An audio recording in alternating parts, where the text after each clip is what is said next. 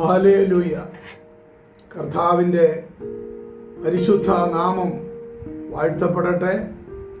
ഏവർക്കും ഒരിക്കൽ കൂടെ ക്രിസ്തുവിൽ വന്ദനം. ഫിലിപ്പിയ ലേഖനം 4:6 വാക്യം. അവിടെ അപ്പോസ്തലനായ പൗലോസ് പറയുന്നു, ഒന്നിനെക്കുറിച്ചും വിചാരപ്പെടരുത്, എല്ലാറ്റിലും പ്രാർത്ഥനയാലും അപേക്ഷയാലും നിങ്ങളുടെ ആവശ്യങ്ങൾ സ്തോത്രത്തോടുകൂടെ ദൈവത്തോട് അറിയിക്കുക അത്രേ വേണ്ടത്.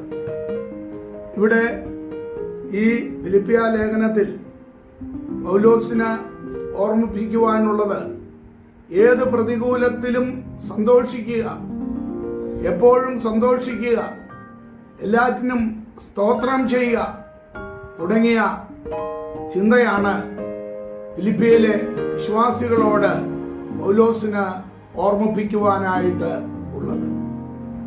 ആകുല ചിന്തയും ആശ്രയബോധവും ഒരുമിച്ച് ഒരു വീട്ടിൽ പാർക്കുവാനായിട്ട് സാധ്യമല്ല.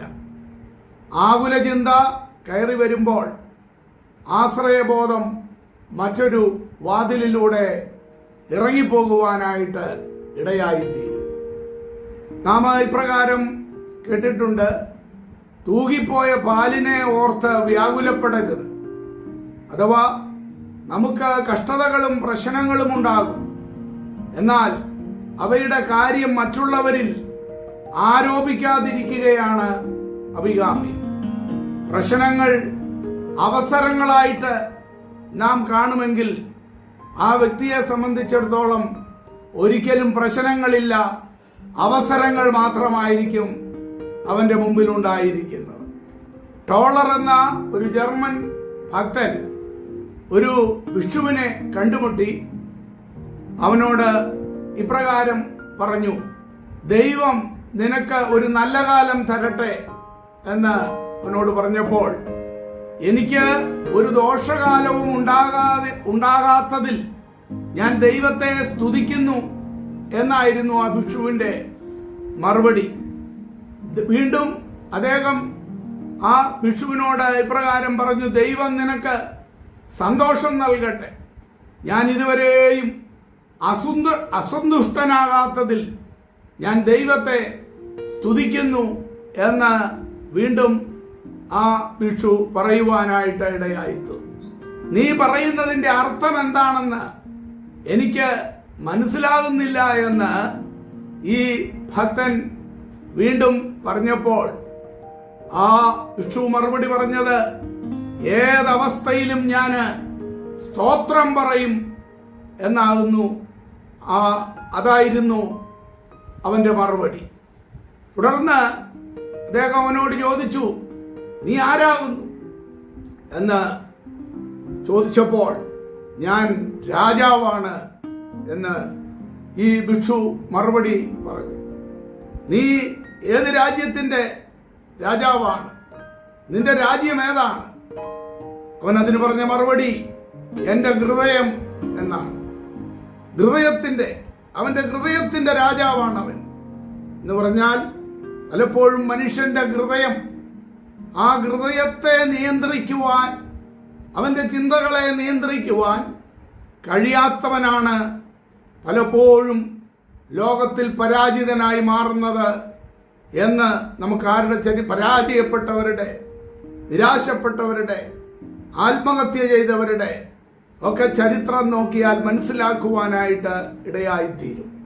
ഹൃദയം എപ്പോഴും മനുഷ്യനെ വല്ലാതെ വ്യാകുലപ്പെടുത്തുകയും വലിയ കഷ്ടത്തിലും പ്രയാസത്തിലും നിരാശയിലും അവനെ കൊണ്ട് എത്തിക്കുകയാണ് ചെയ്യുന്നത്. എന്നാൽ ആ ഹൃദയത്തെ ആകുല ചിന്തയിൽ നിന്ന് അകറ്റി മാറ്റി ആശ്രയബോധത്തിലേക്ക് ഉയർത്തുവാൻ കഴിയുമ്പോൾ മാത്രമേ അവന് വിജയിക്കുവാനായിട്ട് കഴിയത്തുള്ളൂ. അവന് മാത്രമേ പൗലോസിനോട് ചേർന്ന് പറയുവാനായിട്ട് കഴിയത്തുള്ളൂ, ഒന്നിനെക്കുറിച്ചും വിചാരപ്പെടരുത്, എല്ലാറ്റിലും സ്തോത്രം ചെയ്യുവാൻ സന്തോഷത്തോടെ ദൈവം തരുന്ന എല്ലാ അവസ്ഥകളെയും എല്ലാ അവസരങ്ങളെയും അത് അവസരങ്ങളായി മാത്രം കണ്ടുകൊണ്ട് ദൈവത്തിന്റെ കരങ്ങളിൽ ഏൽപ്പിച്ചു കൊടുക്കുന്ന ഒരുവന് മാത്രമേ ക്രിസ്തീയ ജീവിതം സൗഭാഗ്യ ജീവിതം എന്ന പാട്ടുപാടി മുൻപോട്ട് പ്രത്യാശയോടെ യാത്ര ചെയ്യുവാനും പ്രത്യാശയുടെ തുറമുഖത്ത് ചെന്നെത്തുവാനും കഴിയുകയുള്ളൂ എന്ന് നാം മനസ്സിലാക്കേണ്ടത് ആവശ്യമാണ്. അതിന് ഏറ്റവും പര്യാപ്തമായത് ദൈവത്തിലും ദൈവത്തിൻ്റെ വചനത്തിലും പൂർണ്ണാശ്രയം അർപ്പിച്ചുകൊണ്ട് മുൻപോട്ട് നീങ്ങുക എന്നുള്ളത് മാത്രമാണ്. അതേ പ്രിയമുള്ളവരെ, അപ്രകാരം ദൈവത്തിൽ പൂർണ്ണാശ്രയം നമുക്ക് അർപ്പിക്കാം. ആകുല ചിന്തകൾ വിട്ടുകളയാം. അവിടുന്ന് നമ്മെ അനുഗ്രഹിക്കുമാറാകട്ടെ.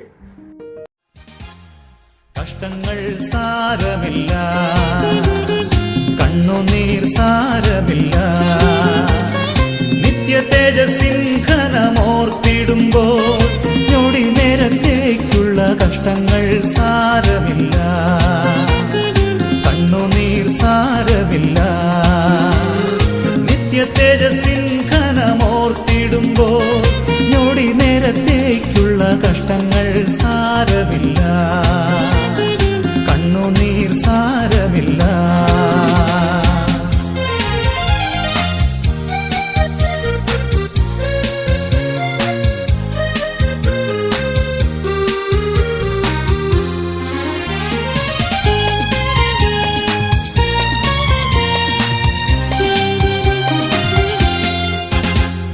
പ്രിയന്റെ വരവിൻ ധ്വനി മുഴങ്ങും, പ്രാക്കളെ പോലെ നാം പറന്നുയരും.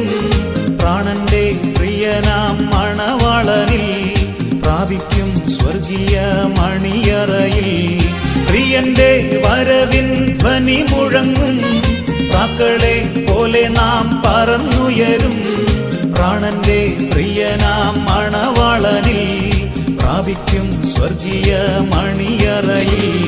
കഷ്ടങ്ങൾ സാരമില്ല, കണ്ണുനീർ സാരമില്ല.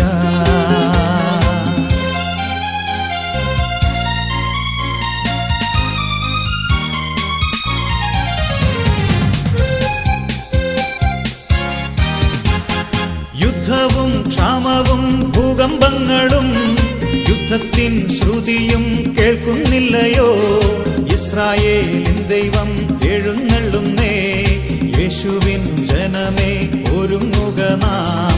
യുദ്ധവും ക്ഷാമവും ഭൂകമ്പങ്ങളും യുദ്ധത്തിൻ ശ്രുതിയും കേൾക്കുന്നില്ലയോ? ഇസ്രായേലിൻ ദൈവം എഴുന്നള്ളുന്നേ, യേശുവിൻ ജനമേ ഒരുങ്ങുക നാം.